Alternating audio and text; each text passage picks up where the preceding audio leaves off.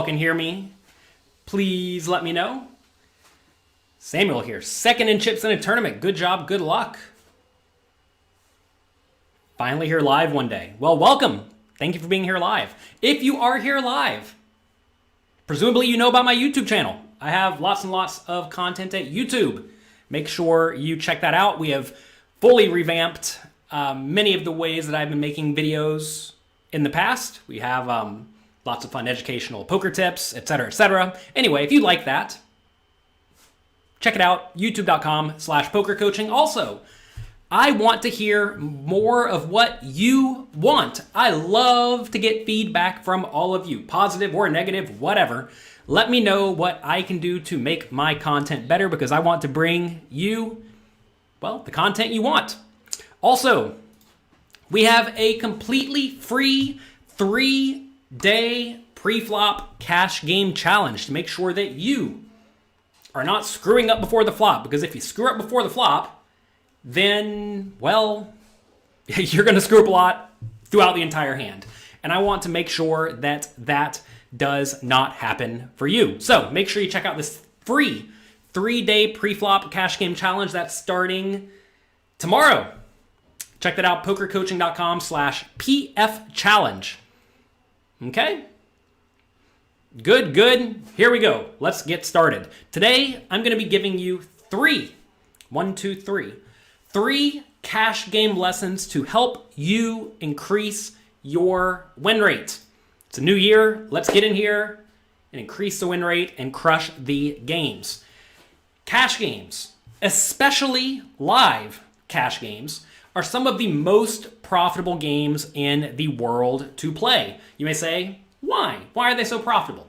They are profitable because a lot of people are there just to gamble, just to goof off. If you go to the casino and play a lot of live poker games, especially at the small or medium stakes, you're going to find it really is a lot of recreational poker players. Your win rate in live cash games can be gigantic, something like 10 big blinds per hour or more. And I mean, that adds up, right? If you can become a strong 1-3 no limit player, you can make $30 an hour. If you make it up to 5-10, you can make $100 an hour. Some of my students are winning more than that. So I know this is possible. I'm getting feedback from my students all the time. And I mean, if you can make $100 an hour, that's life-changing money for most people, and that is what I want for you. So understand that to beat the games, you must develop good, strong, fundamentally sound strategies. But if you do find yourselves in these generally soft poker games, a lot of your win rate is going to come from maximally exploiting your opponents. So today, I'm going to teach you when to overbet, when to use tiny bets, when to get out of line and drastically overbluff, and also how to develop a mindset to grow and improve your poker skills after every session. If you all are here, please let me know in the comments. You never know with the internet. I want to thank all of you for being here with me today. If you like this video, do me a favor, click like. That goes a long way to helping other people who want to improve their poker skills find me. All right, maybe this thing's working. Who knows? All right. Cash game lesson number 1. Do not limit your bet sizes. Most people bet somewhere between 25% and 100% pot with all of their bets all of the time. They never bet really tiny, and they also never bet more than the size of the pot. And understand that there are times where the good, strong GTO strategy is to overbet. And there are also times where you should use really, really tiny bet sizes. So let's first discuss when to use overbets. Overbetting, from a GTO, game theory optimal point of view, typically occurs when you have the nut advantage, meaning you have way more nut combinations in your range than your opponent, usually on coordinated boards, especially when you are continuation betting on blank turns or turns that bring a whole lot of draws, okay? You can also look to overbet as the pre-flop caller, so you check call the flop. When you're betting the turn after it goes check, check on the flop. So pre-flop, you call out a position, it goes check, check on the flop. that essentially caps your opponent's range, meaning they don't have all that many nut hands, but you still do have some nut hands, right? So again, you have the nut advantage. So let's take a look at a few examples here. Here we have the king-queen. We raise it up a king-queen, of course. Big blind calls. Flop comes. King 10-4. They check. We're obviously going to continuation bet. This is a spot where you want to be betting pretty frequently, often using a pretty big size. I discussed this thoroughly. I have a cash game masterclass at pokercoaching.com. This is covered here, why you want to be betting big. We do bet on the bigger side, and the opponent calls. Fine. Turn is the 5 of hearts. Opponent checks. This is a situation where most people either chicken out and check behind, which is probably a big mistake, or they just bet medium, like half pot. You are going to find that, especially on the turn and the river, half pot is almost always wrong. If you just randomly click half pot, sorry, you've been screwing up at poker your entire poker career. This is a spot where you are definitely going to want to bet on the big side. Now, what is big? If we're playing a tournament where we're relatively shallow stacked, big may mean, 2/3 pot, 3/4 pot. But in a cash game where we're playing very deep stacked, this is a spot where you're going to want to bet really big, over the size of the pot. We see in this scenario, we are betting 105 into this $74 pot. And you may ask, why? Well, king-queen is almost certainly the best hand here. But whatever the opponent has a whole lot of equity. Meaning, say the opponent does have king-jack, right? You don't really, against king-jack, you just want to bet and get more money in the pot because you have the best hand, right? What about against queen-9 of diamonds? Well, against queen-9 of diamonds, you definitely want to charge them as much as you possibly can to extract value. What about random floats where they check call the flop with some marginal draw like ace-9 of hearts? Well, same story. You definitely want to get money in the pot against the ace-9 of hearts. I'm sure a lot of people are going to look at this and say, but what if they raise? Well, you have to make sure you're paying attention to your opponent's strategy. You're going to find that the vast majority of players in small and medium stakes games never bluff here. And if they're never bluffing, then you can easily fold. However, the best players will bluff in this scenario some portion of the time, and that's going to result in you being able to bet and call it off against the much more aggressive players. So you have to figure out what your opponent's strategy is. Is this live? I think it is. Can I help you understand the difference between nut advantage and range advantage? Yeah, you want to ask who has more premium hands in this spot. And when we bet the flop in this scenario, let's go back to the flop. Notice I have pocket kings, pocket 10s, pocket 4s. I would raise all those pre-flop. I also have king 10 suited for sure, maybe even offsuit. And we have pocket aces and ace king. These are all very, very premium hands here, right? But if you think about the opponent's range, they do not have pocket kings, maybe not pocket 10s, and they don't have ace king or aces because they would have re-raised those before the flop the majority of the time, right? So here, we have way more potential nut hands. Also, we bet the flop, and they did not raise us. They would very often raise us if they had two pair, like king 10 or 10-4 suited or whatever, right? So this is a spot where we have a big nut advantage. We also have the range advantage, though, because on the flop, the opponent's going to call pre-flop with stuff like 6-5 offsuit some portion of the time, or like ace-3 offsuit, like a bunch of really junky hands that are in very, very bad shape against our reasonably strong range. So this is a spot where we have the range advantage and the nut advantage. The board is relatively coordinated. This is a spot where we are going to be betting very frequently because we have both the range advantage and nut advantage. This would be very different compared to a Jack 3-3 board. There, we have the range advantage, but we lack the nut advantage because we have almost no threes in our range, whereas our opponent does have some threes in their range, and that would lead to a different strategy. All right, let's see. So this only applies to cash games. Incorrect! Turns out, at the end of the day, poker is poker to some extent. Obviously, stack depth is relevant. But if we're playing 100 big blinds deep in a tournament or a cash game, you should play this scenario the same way. All right, this is a good spot to over at the turn, like I said. Lots and lots of strong hands that will easily call, like a king or a 10. There's also a lot of draws that we don't mind either forcing to fold or extracting value from, so great spot to overbet. Opponent calls. River's the ace of hearts, which is terrible. Absolutely terrible. What if he folds? fine. Who cares if he folds? If he folds out a flush draw, great, right? If he folds out even a hand like Jack 10, that's fine, because I want to make it really clear here, we're going to be bluffing sometimes. On this turn, we're betting with a polarized range. We are betting the scenario with our best hands, like really king, queen, and better, and we're betting a lot of draws in this scenario, which is going to put the opponent in a really bad spot because they don't know if we have a strong hand that's trying to get called or a bluff that doesn't mind making the opponent fold, right?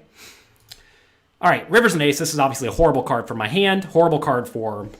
Actually, it's not all that bad of a card for my range if you think about it, because I could definitely have queen jack here or pocket aces or ace king, but at this point we have a very clear marginal made hand, so check, check. And here they have. They do have the queen nine of diamonds, okay? You thought we shouldn't bluff at the micros. I don't know who told you that. You should play good, fundamentally sound poker until you figure out what your opponents do incorrectly. If they call every time, then don't bluff. That said, I played a session or two of poker, tiny stakes, micro stakes, cash games, because you all asked me to recently, and I bluffed my rumpus off, and it worked amazingly well. So take that for what it's worth. All right, here we have another hand. This is a 10-20 game at Aria. Someone raises. We call 7-5 suited. Perfectly fine. Flop comes this. King, 10-4. Okay? We check flop. We're just going to check fold. But then we get there on the turn. We get the 3. This is a spot where, when it goes check, check on the flop, the opponent's range, again, probably doesn't contain all of the premium hands because they want to bet and get money in the pot. Are we concerned about them trapping us? Not really, because if they're just going to let it go check, check all the time with their premium hands, they end up playing a lot of tiny pots with their premium hands, and they lose a lot of value.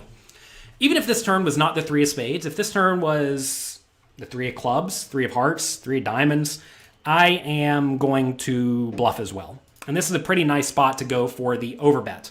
And when you make this overbet here, in this scenario, you have to recognize you're going to get called a lot. Because what hands are your opponents checking behind on the flop?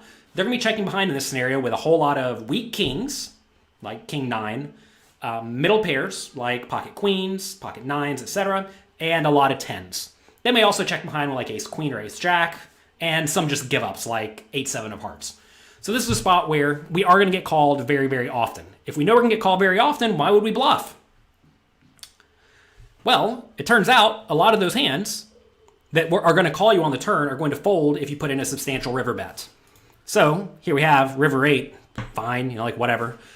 Definitely going for the bet. We go for an overbet again on the river, and the opponent releases. I'm sure some people look at this and they think, sometimes they're going to call you. Yeah, sometimes they are. But fortunately, your opponent's range is going to be very, very marginal. And our range, while it does contain some bluffs, also contains all of the premium hands. I'd also play this way with my good kings, right? So we're betting on the turn and the river overbet with all of our best hands and our junky draws, and that puts the opponent in a very, very bad scenario. For everyone asking a whole lot of random questions, this is not a random ask me anything. Find me on a different day. We have a show called Little Coffee on Mondays, bright and early, 9 a.m. Eastern Time. Show up then. I'm way more inclined to answer completely random questions that do not apply to the topic at hand. We are providing a good, high-quality, educational webinar right now, okay? All right, next. When should you bet really tiny? Well, typically, this bet is going to be used when you are out of position. And this bet is commonly used on the river with a range of mostly hands that are betting for thin value, and then a small amount of nut hands, usually 10 to 15%, and a small amount of bluffs. Take a second, think about that. We're going to bet on the river with a tiny bet size, 10% pot with bluffs. Aren't they going to call you every time? Well, turns out no, they're not. And you always want to make sure that your betting ranges have some proportion of bluffs in them. So you want to think about all the times where your opponent has a hand like ace high and they just check the turn, check the river, and they get to see if they win. You want to be attacking that range and putting that range in a dicey, difficult spot. Okay? So let's take a look at this hand. Here, someone raises to 15 bucks. We defend with 8-5 suited. Check. They bet small on the flop. This is a spot where they're going to bet frequently and small. So easy scenario to call. Turns to 4. Check. Fine. River's a 9. All right. this is a spot where most players just check the river and let it go check, check, and they win the hand. Fine. But if you think about your opponent's range here, your opponent's range is almost certainly a hand worse than a king, and it's also almost certainly ace high, right? It's a whole lot of ace highs. Some twos, like ace two, maybe even queen two suited on the button if they got a little bit frisky.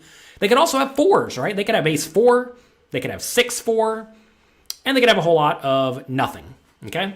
So this is a spot where, from a GTO point of view, did I say that word right? From a GTO point of view, I feel like it sounded weird coming out of my mouth. This is a spot where you very often want to bet very, very tiny. And you may say, what if you bet tiny and then get raised?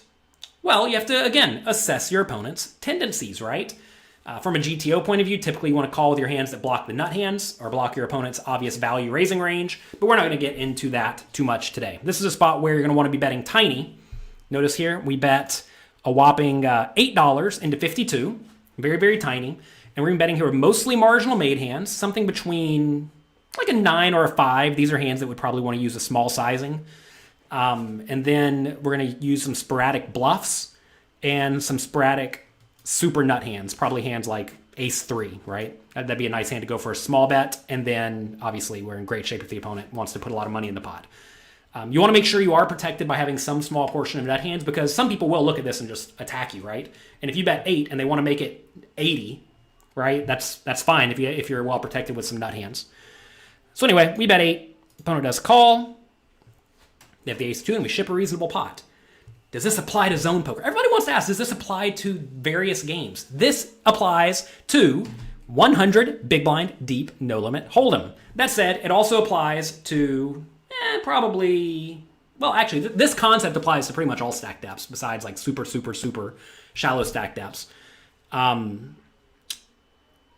look, like, I don't even know what zone poker is, but like zoom poker, yeah. Zoom poker is the same thing as regular cash games. It's just a cash game with good players. All right. This is a game theory optimal strategy. All right, pocket sixes. We raise it up.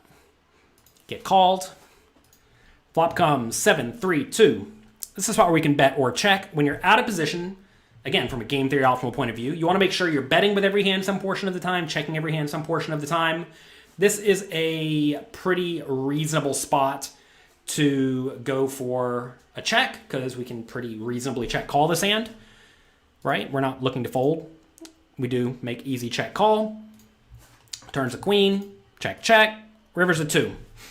Another very similar spot, right? Whenever the flop aggressor checks behind the turn and you are out of position on the river, typically these hands that have between like 50 and 55-ish% equity against your opponent's range often want to go for the small bet. This is a very, very common play when you are out of position. Okay? So in this scenario, we are going to go for a small bet. You could also check this one. I think this one's reasonable to check as well. If I had a 7, I think you can almost justify betting even bigger with a 7. Like this is probably on the cusp. Like a 3 should probably bet small for sure. Pocket 4s probably. The thing is here, your opponent could have a 7, right? That could check bet flop and check turn pretty easily. So I think this is fine. I think it's fine. But I like the idea, right? This is a fine spot to go for this tiny bet. And again, I want to make it clear. This is a bet where we are betting 1/8 or 1/9 pot, something like that. Almost nothing, right? This is a good, strong strategy. Here, opponent does look us up with the ace high. We win another nice little pot. Now look, the thing is, you have to ask, what's the alternative here with our pocket sixes? Whenever we check the river with pocket sixes, usually the opponent just has an easy check behind their ace high. They lose the pot. They move on with their life. You make their life easy when you check. By betting, you make their lives difficult. Also, when you check, sometimes they're going to attempt to bluff you, and you're very often not going to have a great idea of if they're going to be bluffing frequently or infrequently. And again, I want to make it clear, whenever you do bet small here, you do need to be prepared to call if they raise some portion of the time, and you have to use a little bit of common sense. Hate to break it to you, you got to have a little bit of common sense to succeed at poker, where you, in this situation, want to ask, is this player someone who is very inclined to bluff or someone who is not so inclined to bluff? If they're very inclined to bluff, then you should bet small and have an easy call off, because you've induced them to bluff by using this small bet. They're going to look at this and think, ooh, this is a tricky bet. They're trying to just see the cheap showdown. And if they think that, they're going to raise you a lot with a lot of bluffs. And then you have a very, very easy call. Most people, though, play pretty straightforwardly against the small bets, and it's going to make your life easy as well. Because you got to realize, when you're putting in $25, you might it's close to checking, right, to some extent, but you make your life a million times easier. All right, so that was number one. Make sure you're not using generic bet sizes. Again, so many people make the error of betting half pot all the time, or 2/3 pot all the time, or whatever. That's a giant mistake. All right.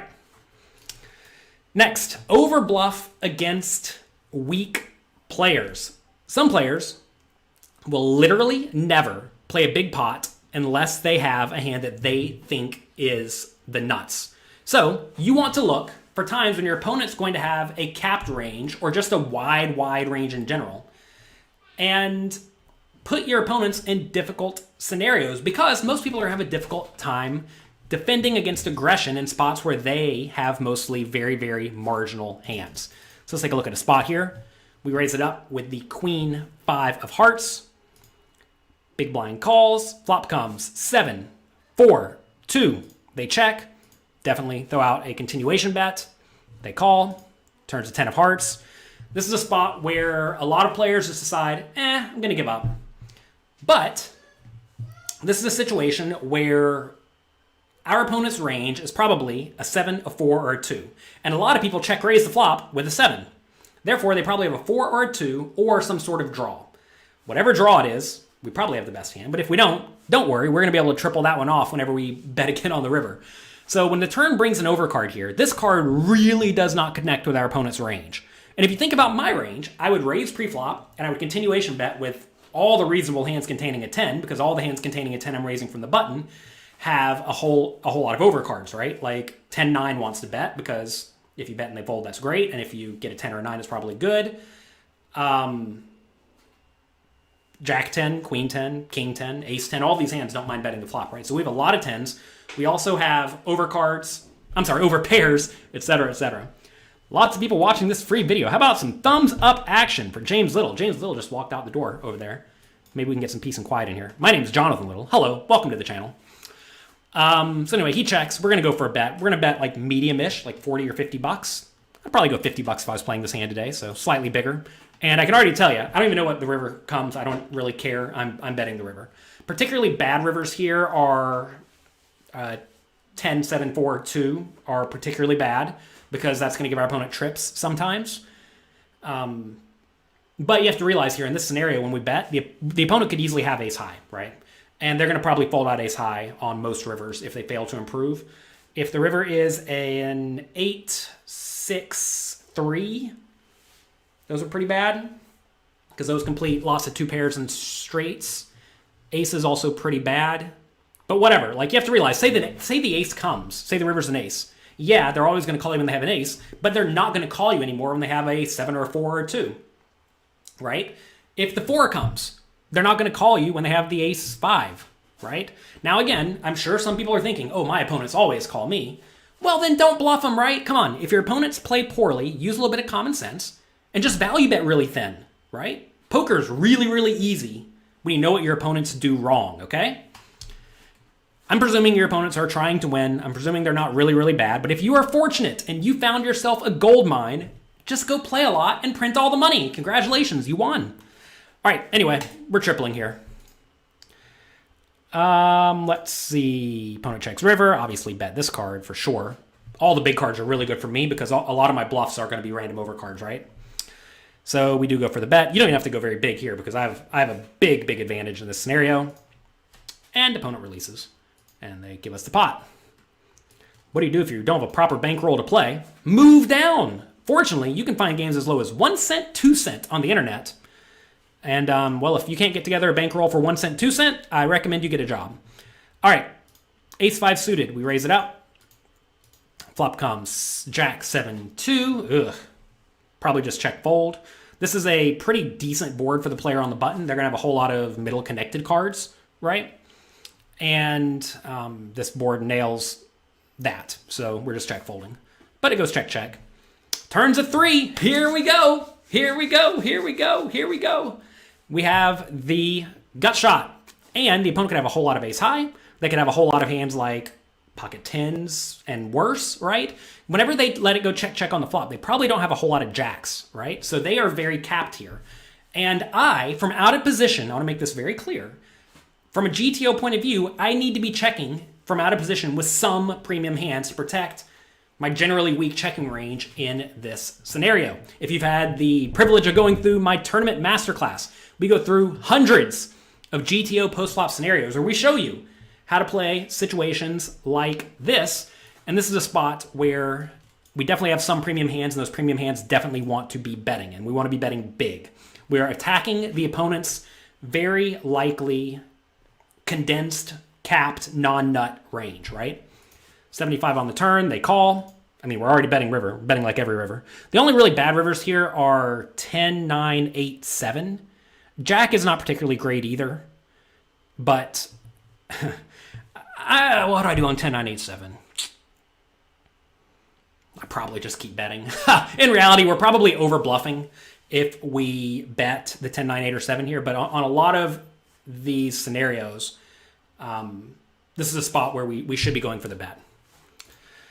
We do go for the big bet. Again, really, really, really attacking the opponent's very, very capped range. And, you know, sometimes they're going to fold, sometimes they're going to call, whatever. All right. Good, good, good. Are you all paying attention?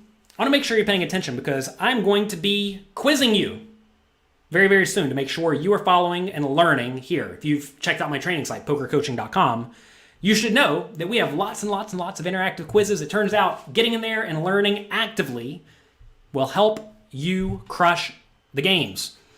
All right. Number 3, improve after every session, okay? You want to make sure that you are building good post-session habits. Do not let your wins and losses fuel your post-session emotions. So many people out there think that whenever they have a good winning session, that they should go out and celebrate and throw a party and that they're the best poker players in the world. They're so good because I won some money. While at the same time, if they go and they lose, they think, oh my God, I'm the worst poker player in the world. What can I do? Woe is me. I'm going to go take all of my money and go play roulette with it and try to get lucky. Or I'm going to go to my hotel room and drink 4 bottles of wine and have a giant cheesecake, right? Don't do this. Realize that all you can do is show up with your good, strong, fundamentally sound strategy and play your best. Focus on your strategy. Do not focus on variance. You want to be asking yourself, how did I execute on my strategies? Did I show up and play well? And if you showed up and played well, be happy with yourself, right? Now, if you played poorly, you should figure out why you're playing poorly. If you made errors, figure out why you were making errors. But if you played great, don't worry about it. I've seen some people, they go and they play a poker tournament, right? They fly across the world, they're ready to play, they're hyped up. First hand of the day, they get it all in with pocket aces before the flop, and they lose to their opponent's pocket kings. And then they're devastated. They flew across the country, they lost on the first hand with pocket aces. Oh my God, they're going off the deep end. But in reality, who cares? Play with a proper bankroll. If you're playing with a proper bankroll, you'll be fine, assuming you're playing with an edge, right? Make sure you check out pokercoaching.com/bankroll to make sure that you are playing properly bankrolled. So make sure you are playing well. And if you played well, you flew across the country, you got in with your aces, you got spiked on, you lose, you go home. Who cares, right? Move on with your life. You will be okay. You also want to make sure that you are playing your A game, right? Make sure that you are focusing and paying attention. Everybody keeps typing cheesesteak or cheesecake in the chat. We may have some cheesecake after this. Also, you want to be asking yourself, like, what hands or tough spots did you get in that you should be reviewing? Discuss this with your peers. We have a Discord at pokercoaching.com for the members, and we have regular study sessions where all the students are working together to continuously go through the content and improve their skills, and they are absolutely crushing it. Every day I get a message where somebody else won another tournament, so good job, good work. So, these are 3 lessons to help you increase your win rate. Number 1, do not limit your bet sizes. Big, big, big league. Number 2, Over-bluff the weak players. Don't just let them have an easy life where they get to check down with their middle pair and win the pot. Put them in miserable, miserable scenarios. And it turns out I have a load of data that makes it very, very clear that not just the weak players, but most players overfold to immense amounts of aggression. Which means you're going to win all the small pots and all the medium pots, and sometimes even get to win the big pots when you have a good hand.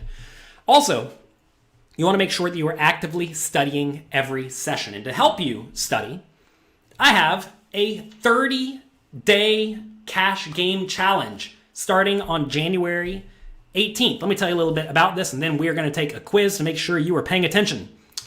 If you want to increase your win rate in cash games in just 30 days, I invite you to join this in-depth cash game challenge. But this cash game challenge is not for sale. It is exclusively available for Poker Coaching Premium members. And if you're already a Poker Coaching Premium member, it's just included. We make sure that we're including all sorts of high value content for the Poker Coaching Premium members. And by the end of this challenge, you'll be able to play most spots that you encounter optimally. Now, I'm sure you're going to run into some random, sporadic, weird spots that may require you to do a little bit of thinking and figuring it out and discussing it with the other students at Poker Coaching in the Discord. But you're going to know how to play all of the common spots. And it turns out if you know how to play 99.5% of the spots you encounter reasonably well, you're going to be better than basically everyone you play against. You're also going to know how to exploit your opponent's mistakes. We're going to go through all sorts of mistakes cash game players make and make sure you know how to beat those players. We're also going to help you know when to play aggressively and when to play cautiously, right? Because there are times where you should really ramp up the aggression and there's times that you should really step back and chill. We're also going to discuss how to play in position and out of position because you obviously do not, well, I say obviously, it's obvious to me, you do not play hands of the same strength the same way if you're in position compared to out of position, right?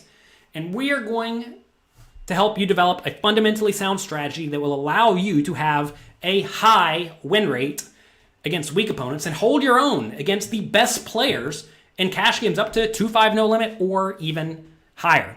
So this 30-day challenge starts on January 18th, and each day for 30 days, I will give you some videos or video or some sort of content to watch and go through. And these videos will be available in the Poker Coaching Premium member area. And the knowledge and skills that you'll be learning each day build on top of each other. So you need to make sure that you're in there and you're actively engaged and you're paying attention. This challenge is for people who actually care about getting good at poker. If you don't care about getting good at poker, well, sorry, this is probably not for you. But if you want to get good at poker and improve your skills, this 30-day challenge is for you. And after you watch each of these daily videos, you're going to take a short quiz to make sure that you are paying attention and that you were learning so that you're ready to continue building on those skills for the next day. So let's take a quiz right now. Can you all see this? It's a little bit small. All right, here we go. Let's read this. You should look to overbet on the turn when you have a large range advantage, but your opponent has the nut advantage. True or false? Everybody type T or F in the chat. Let's do it. We're doing it together. And it says who said this? James says you joined last week. Best money you've ever spent. Well, that's what we're going for here. We are trying to help you improve your skills. If you're all here enjoying this show, do me a favor. Click the like button, click the subscribe button. It'll take you half a second. Most of you are getting this right. The answer is... What's the question? You should look to overbet on the turn when you have a large range advantage, but your opponent has the nut advantage. This is definitely false. When your opponent has the nut advantage, when they have more premium hands in their range, you want to bet small. And let's see. That is correct. Overbetting should occur when you have the nut advantage, not your opponent. When you have the range advantage, but your opponent has the nut advantage, you should look to be using small bets, okay? And again, every day, as part of this 30-day challenge, you're going to be getting quizzes like this. Against weak opponents, you should look to play very straightforwardly, focusing on making good hands against them. True or false? Again, type it in the comment section. What do we have? Against weak opponents, we should play straightforwardly, focusing on making good hands against them. think some of you are just typing random letters. Come on, everyone, take this seriously. If you're not going to take this seriously, well, I'll still be here for all those who are going to take it seriously. And they're going to take your money. All right, this is definitely false. Against weak opponents, we want to push them around, right? Against weak opponents, you should increase your aggression and look to bluff often, putting them in tough spots that they are going to end up playing poorly. All right, one more question. If you have a winning session, you should give yourself a small reward to celebrate the winning day and motivate you to win in the next session. What do you think? After a win, should we have our cheesecake? After our loss, should we have our cheesecake? I keep saying cheese. I'm thinking cheesesteak in my head. Don't really want a cheesesteak. Kind of want a cheesecake. The answer is definitely false. You do not need to be rewarding yourself for showing up and playing good poker. This is part of the job. I knew someone back in the day who, whenever they would win, they would buy themselves a really fancy pair of shoes for like $1,000 whenever they would win a tournament for like $20K. And after about 2 years of this, they went broke. But they had a shoe collection worth like $50,000. But it turns out they couldn't resell any of them because they wore them out to the clubs and whatnot. So after 2 years, they certainly had a good time, but they had no money. And they had some shoes. So would you rather have some shoes, or would you rather have a bankroll and the potential to continue winning? Of course, it doesn't always work like that. Another thing I just remembered, whenever I was young, like really, really young, I was like 18, one of the players I played with in my local hometown, me and him were the only good poker players. And every time I won, I just put my money in my bankroll. Every time he won, he bought a new CD. He loved Eminem. And he had a whole mess load of CDs. These all cost $20, right? Back then, a big win in our home game was like $20. We were thrilled to win $20. And every time he won, he would spend it. He continued working the minimum wage job. I grew a bankroll, started with $50, right? I mean, you have to realize I did not come from, I mean, to be fair, I did come from privilege. I live in America and, you know, have good parents. But I didn't start with any money. And he didn't either. He had a whole lot of CDs from winning. And, well, here I am today with, I'm doing pretty well. So anyway, do you need to reward yourself, stroke your weak, fragile ego whenever you win? The answer is no. Winning an individual session does not matter. Do not let your wins and losses fuel your post-session emotions, right? Focus on your strategy and improve. After a long session, win or lose, you want to get in there and continue studying. I write down loads and loads of hands that I play, and I analyze them and study them to make sure, even though I'm already pretty good at poker, that I'm not screwing up and that I'm continuously learning. All right, let's talk more about this 30-day challenge. We're going to have 7 brand new classes you have never seen before with cash game expert Brad Wilson, who has an excellent podcast called Chasing Poker Greatness. Check it out. We're going to be discussing finding entry points to improve your poker game. Also, how to keep score and build resiliency so you don't care about these downswings that you inevitably will encounter, right?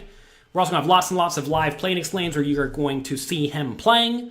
We're going to go through lots and lots of hand history reviews, and we're going to be discussing developing good study habits for continued growth. Also, you're going to have 6 brand new classes from me that you've never seen before, including me playing small stakes cash games online, both micro stakes, because you all wanted that, and I think it was, what was it, 50-cent dollar, $1, $2, something like that. We play a few sessions. And also, we're going to be discussing how to beat the small stakes games and move up. Okay? Also, we have classes from these other coaches at Poker Coaching: Lexy, Gavin, Matt Affleck, Jonathan Jaffe, and Justin Saliba. They're going to be discussing playing limp pots, improving your blind-on-blind strategy, how to approach taking shots, and a whole lot more. So, the way you join the new, for 2021, 30-day cash game challenge is to join Poker Coaching Premium. It's only available for Poker Coaching Premium members. It is not for sale. You cannot buy this as a one-off thing. And if you want to join the challenge, all you have to do is become a Poker Coaching Premium member. And through January 18th, when the 30-day challenge begins, you can save up to $500 if you want to sign up for a long-term membership. Check that out at pokercoaching.com/cash-challenge. Did I get this URL right? I'll edit it. How about that? pokercoaching.com/cash-challenge. All right. Also, here's all of our other coaches. They've been absolutely crushing it recently. Bert Stevens, again, final table the GG 10K last week. He just absolutely smokes them. He demolishes the opponents. James Romero has been crushing it as well. He was one of the top 10 live tournament players in the world pre-COVID. Faraz, Jaka, WPT Player of the Year. He often streams for the Poker Coaching members. So does Bert Stevens. So does Matt Affleck. We have lots and lots of private streams, kind of like this, except for it'd be me playing poker, but only for the Poker Coaching members, so that there's no nonsense. We're all here working, trying to improve. It's almost like a study session in real time. Also, lots and lots of other world-class coaches / poker players here for you. And you all may not know this, but I've spent over $250,000 just on the content for the site. That doesn't count the money to build the site, maintain the site, none of that. I have spent over $250,000 so far to hire the best poker players who are also the best coaches in the world to create the content for Poker Coaching Premium. And every month, I'm spending mid-5 figures to continue adding more and more high-level content. That is what I am doing for you, and our members are absolutely crushing it. Here we see Blas Zerjau here in the middle of the screen, one of our Poker Coaching members. He's cashed for a solid $2.4 million over the last 2 years. He's just winning all the money. Good job. Congrats to him. And students are doing it. So let me ask you one question. If you want to increase, do you want to increase your win rate? Think about this, right? Do you actually want to win more money from poker? Think about it. Type it in the chat. I mean, hopefully it's pretty obvious. You want to ask yourself, what is that worth to you? Imagine you could win an additional $5 an hour, $5 per hour. Let's got the calculator here real quick. Let's say you know you're going to play poker for not even all that much. You're going to play 500 hours of poker this year. And studying, working hard, improving your skills will let you win $5 more per hour. Not even all that much. Let's just pretend that's the case. In 1 year, you'd recoup $2,500 if you barely increase your win rate. Educational poker content from people who know what they're doing is one of the best investments you can make because, compared to college, right? You go to college, you spend many thousands of dollars per year, and maybe you can get a job. With poker, though, if you improve your skills, you work hard, and you apply yourself, and you get in there and you put in volume, you'll win a ton more. You'll absolutely crush it. I mean, we have players who are going from, not winning money at poker to now winning $100 an hour or more, playing 5 to no limit at their local casino. And I mean, goodness gracious, let me just show you very, very quick math. You go from not winning any money at poker to making, let's even pretend like they make $50 an hour, okay? And let's say they actually are going to grind hard. They're going to treat it like a full-time job.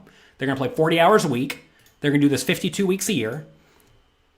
They're making a solid $104,000 per year playing poker. Just getting in there, just grinding it out. Nothing even fancy. You don't even have to be all that great to beat 2-5 no limit. But that's what you got to be doing.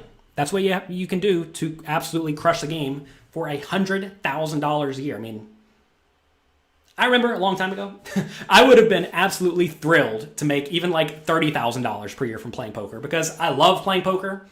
And I would probably do it for free. But anyway, it's possible. All you got to do is apply yourself, and we have all the tools available for you. So if that is what you want, you need to join Poker Coaching Premium and go through the new 30-day cash game challenge. And if you join by January 18th, again, you can save up to $500. Make sure you check that out at pokercoaching.com/cash game challenge. Just to highlight some of the other things we have on the site, it's not just one 30-day challenge. I know a lot of poker sites out there try to sell you one thing that will give you, 6 or 8 hours of content. That's not what we do. We have over 1,000 interactive hand quizzes. We have weekly coaching webinars, kind of like this, except for usually they're a little bit longer, usually a little bit more in depth on a very specific topic. We also have over 100 video classes, 20 or 30-minute long videos on specific topics that the students asked me or the other poker coaching coaches to make. We essentially have an encyclopedia of poker knowledge so that all of your questions are answered. We have over 75 courses.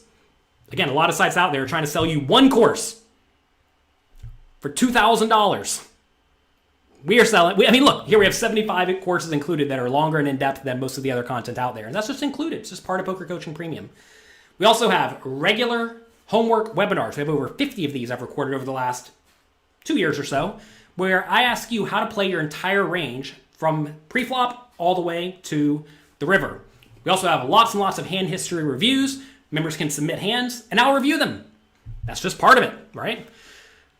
We also have exclusive access to the 30-day cash game challenge. Also exclusive access to my tournament masterclass. This thing took me a year to make. No blood went into it, but a lot of sweat and a lot of tears went into it. And I am very, very, very, very proud of it. The students are loving it. It is, goodness gracious, what is it, 30, 45 hours long, somewhere in there. It's a lot. It's a lot. But if you want to absolutely crush tournaments, that is there for you. Also, we have my cash game masterclass. Also, the 30-day tournament preparation challenge. Another 14-day cash game challenge with different content than this new 30-day one. And we also have GTO pre-flop charts that are interactive. You can go through and select your spots. All sorts of GTO pre-flop charts, lots of tools. We do all sorts of stuff here. Also, we have a vibrant Discord community. So make sure you check all of that out at pokercoaching.com/cash challenge. And if that's not enough, we have a 30-day money-back guarantee. I made Poker Coaching Premium to give you all of the tools and training you could ever need to achieve your full poker potential. I made this site to be the site that young Jonathan Little wanted when he was trying to get into poker and get good at poker and change his life. And I made the site also today for me because I am still working hard and striving to improve my poker skills. Poker is a game that does require lifelong learning. Hate to break it to you. And if you want to crush the games, well, this is a site I made to help all of you achieve that. If I fail to deliver on that promise, I do not want or deserve your money. We're not out here trying to sell you something, take your money, and torch it at the club. We are here taking your money, reinvesting it into the poker coaches, into the site. And if I do not deliver on the promise to help you get better at poker, I do not want or deserve your money. So we have a full 30-day money-back guarantee. If you are not completely satisfied with Poker Coaching Premium, let me know within 30 days, and we will give you a full refund. Don't know what more that you want from me. Check that out at pokercoaching.com/cash challenge. I want to thank all of you for being here with me today. Is it possible to pay in 10 installments for Poker Coaching Premium? You can sign up for a monthly membership. That way you can pay monthly. I want to thank all of you for being here. Steven says, let's see. Okay. If you have any questions, definitely send us emails at support@pokercoaching.com pertaining to payments.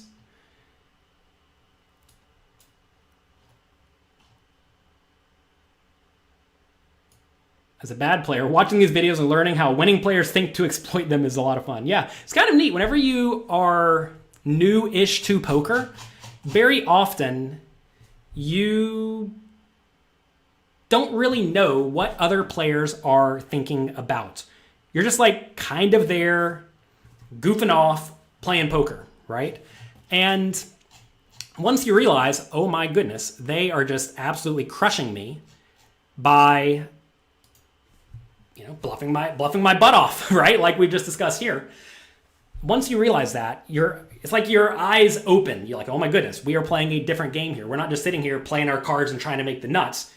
We're running over the opponents. We are winning all the pots that do not belong to us, and that is how you succeed. Thanks again to all of you for being here. I appreciate all of you who participated in the quiz. Hope you all have a great week. Good luck in your games. I look forward to seeing you in the 30-day challenge. We put a lot of work into this to make sure that you all are going to improve your cash game skills immensely. Lots of new, never before seen content included in that, so make sure you get in there. Also, if you're a poker coaching member, definitely get in the Discord. We have a study session group that happens very regularly, so make sure you are studying there. If you all like this video, do me a favor, click the like button. I would appreciate it. Good luck in your games. Have a great, great day. Thanks again for being here. I'll talk to you next time.